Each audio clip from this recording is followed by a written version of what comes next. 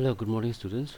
So for today's practical, this is the fourth practical for you. So I'm assigning you one program. This is from the chapter classes and object.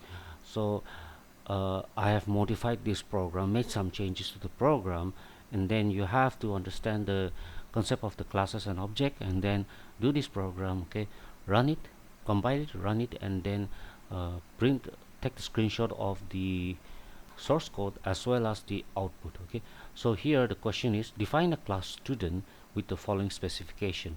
So the name, this is a class, so the name of the class is student.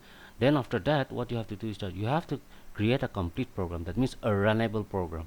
Okay, this is not an incomplete program, just not defining a class. When you define a class only, okay, that's an incomplete program, but you have to create a complete program by declaring an instance of a class, that is an object.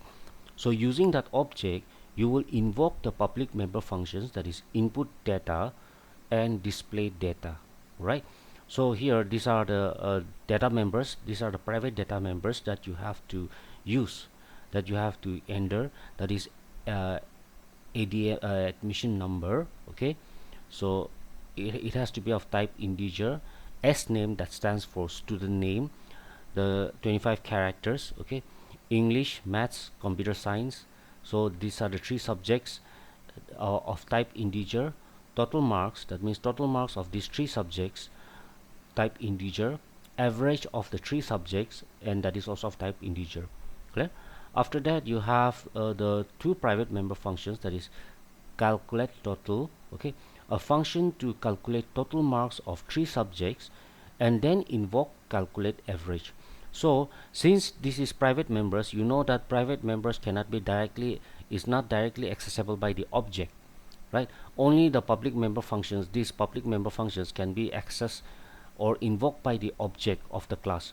So the private member functions, these private member functions has to be invoked through the public member function. Alright, so I've written here the sentence. Okay, try to understand that and then form out the program. So here, to calculate the total marks of three subjects and then invoke calculate function, calculate average. So this calculate average, the formula for that function body, you have to call it, right? So you have to call it inside this calculate total. Okay, so here to calculate average of 3 marks, which must be invoked in the calculate total function body. Clear?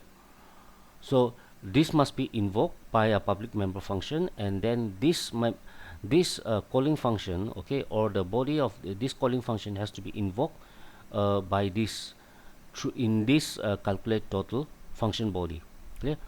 So the public member functions are input data, function to accept values for, okay, so function to accept values for admission number, s name, English, maths, computer science, and invoke the calculate total to calculate total of 3 marks.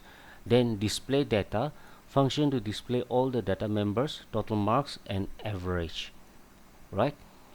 So these two are the public member functions. Clear? So this has to be invoked by the object. So you compile and run the program, take the screenshot of the source code, and then the output, and then you upload it in Google Classroom. Clear? So this is your practical for today. Okay, this program, right?